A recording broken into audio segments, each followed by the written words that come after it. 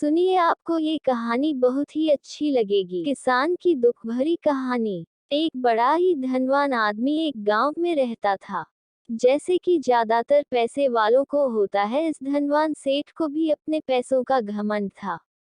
वह जिस गांव में रहता था वहां पर ज्यादातर लोग किसान थे। इन सभी किसानों के पास जितनी जमीन थी उससे कई गुना ज्यादा जमीन इस सेठ के पास थी। कई गरीब किसान तो इसके लिए इसके खेतों में काम करते थे। इसी गांव में हरिया नाम का एक बड़ा ही मेहनती और सच्चा किसान रहा करता था। हरिया का परिवार थोड़ा बड़ा था। उसके परिवार में उसके बूढ़े माँ बाप, पत्नी और 3 बच्चे थे जो अभी काफी छोटे थे। हरिया के पास ज्यादा जमीन नहीं थी, लेकिन जितनी भी थी उसमें वह बड़ी मेहनत करता और अपने परिवार का पेट पालने लायक अनाज उगा लेता था। बाकी के किसान भी ये देखकर हैरान रह जाते कि कोई कैसे इतनी सी जमीन में इतना ज्यादा फसल उगा सकता है। एक वर्ष उस गांव में काफी ज्यादा बारिश हुई, जिसके चलते कई किसानों की फसलें बर्बाद हो गई, जिनमें से एक हरिया भी था। अब हरिया धर्म संकट में पड़ गया, क्योंकि उसके परिवार में उसके अलावा कोई और कमाने वाला था नहीं और अपने परिवार को भूखा मरते हुए वो देख नहीं सकता था। वह जानता था कि इस गांव में अगर कोई उसकी मदद कर सकता है तो वह वही घमंडी सेठ है, जिसने गांव के कई अन्य गरीब किसानों को या तो कर्जा दिया है या तो अपने यहाँ काम पर रखा हुआ है। हाथ पर हाथ धरे बैठे रहने के बजाय उसने इस सेठ के पास जाने का फैसला किया और एक दिन उनके पास पहुंच गया। सेठ के पास पहुंचकर हरिया बोला, सेठ जी, आपकी बहुत मेहरबानी होगी अगर आप मुझे थोड़ा सा कर्जा दे दे, जिससे मैं अपने खेतों में फिर से कोई फसल उगा सकूं, या फिर आप मुझे अपने यहाँ नौकरी दे दे ताकि मेरे परिवार को 2 वक्त का खाना मिल सके।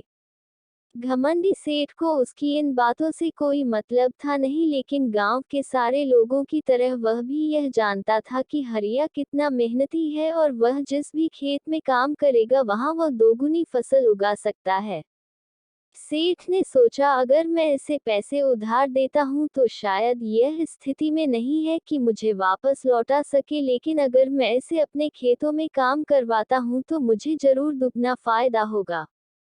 सेठ हरिया से बोला, देख भाई, पैसा तो मैं तुझे दूंगा नहीं और मेरे पास अभी खेतों में काम करने के लिए कई किसान पहले से मौजूद है, लेकिन तुझ पर तरस खाकर मैं तुझे अपने खेतों में नौकरी देता हूँ, पर मैं तुझे इसके लिए ज्यादा पैसे नहीं दूंगा।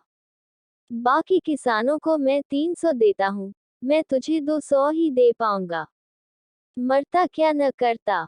हरिया ने सेठ की शर्त मान ली और उसी दिन से सेठ के खेतों में काम करना शुरू कर दिया। 2 महीनों तक नियमित वो सेठ के खेतों में जाकर कड़ी मेहनत करता और देखते ही देखते 4 महीने का काम उसने अपनी मेहनत से 2 महीनों में ही खत्म कर दिया। सेठ उसके काम से काफी खुश था, लेकिन वह कभी उसको यह जताता नहीं था।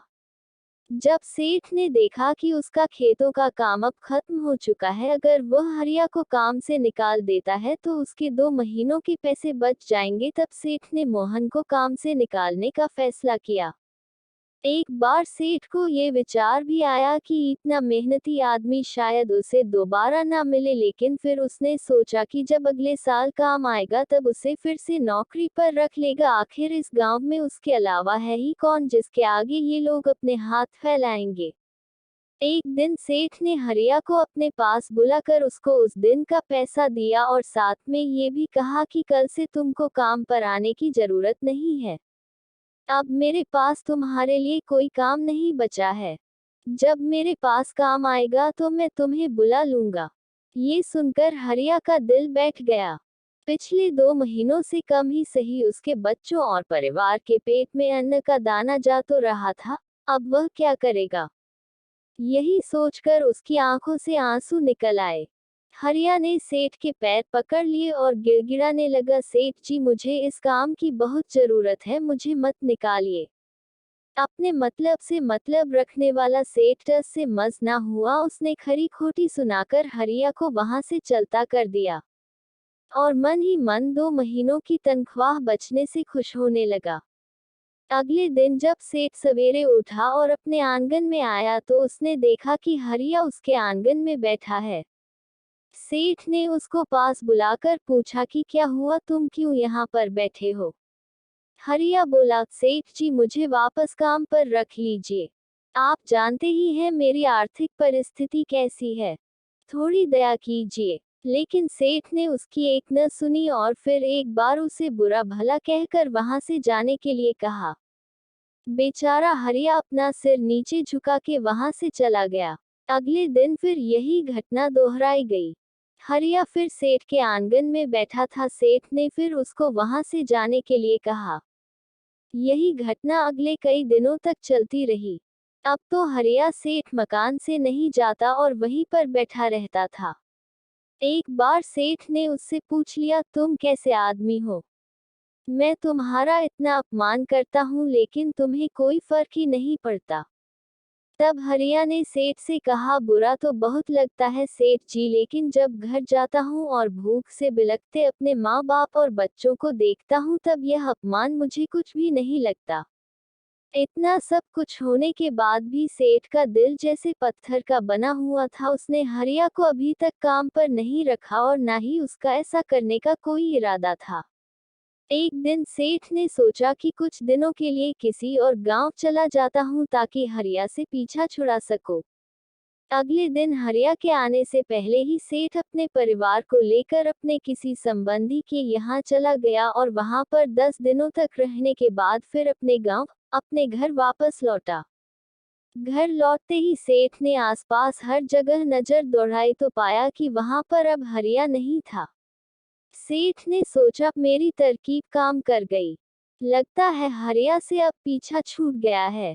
हालांकि अब सेठ के द्वार पर हरिया नहीं बैठा था लेकिन हरिया का विचार अभी भी सेठ के मन में घर कर बैठा था। सेठ सोच रहा था, हरिया इतनी जल्दी हार मानने वाला आदमी तो नहीं दिखता है। उसके साथ क्या हुआ होगा? क्या उसे कहीं कोई और काम मिल गया होगा? या फिर और कुछ? इन विचारों ने सेठ को बेचैन कर दिया और आखिरकार सेठ को हरिया की खबर लेने के लिए गांव में जाना पड़ा। सेठ को हरिया का पता नहीं मालूम था, इसलिए अड़ोस पड़ोस के अन्य किसानों से पूछने पर पता चला कि हरिया घायल हो चुका है और अपने घर पर आराम कर रहा है।